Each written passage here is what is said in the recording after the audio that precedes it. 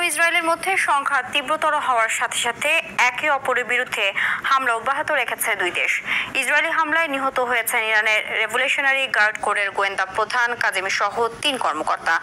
গুঞ্জন ছড়িয়েছে নিহত হয়েছেন দেশটির সর্বোচ্চ ধর্মীয় নেতা আয়াতুল্লাহ আলী খামেনি। যদিও রয়টার্স জানায় খামেনিকে হত্যায় ইসরায়েলি পরিকল্পনা আটকে দিয়েছেন ট্রাম্প। ইমতিয়াজ আহমেদের রিপোর্ট। ইরান ও ইসরায়েলের পাল্টাপাল্টি হামলা ঘিরে ক্রমেই অশান্ত হচ্ছে মধ্যপ্রাচ্য। সময় গড়ানোর সঙ্গে সঙ্গে হামলার তীব্রতা বাড়াচ্ছে দুই দেশ। চলমান সংঘাতের মধ্যেই ইরান ও ইসরায়েলের মধ্যে সহসাই শান্তি প্রতিষ্ঠা হবে জানান মার্কিন প্রেসিডেন্ট ডোনাল্ড ট্রাম্প। অন্যদিকে উত্তেজনা কমানোর আহ্বান যুক্তরাজ্য, ফ্রান্স ও জার্মানির।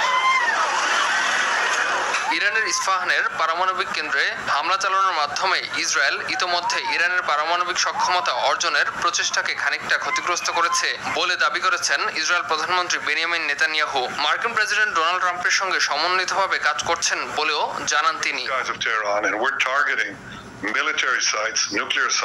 ইসরায়েলের গোয়েন্দা সংস্থা মোসাদের সঙ্গে যুক্ত সন্দেহে 2 ব্যক্তিকে গ্রেপ্তার করার কথা জানিয়েছে ইরান।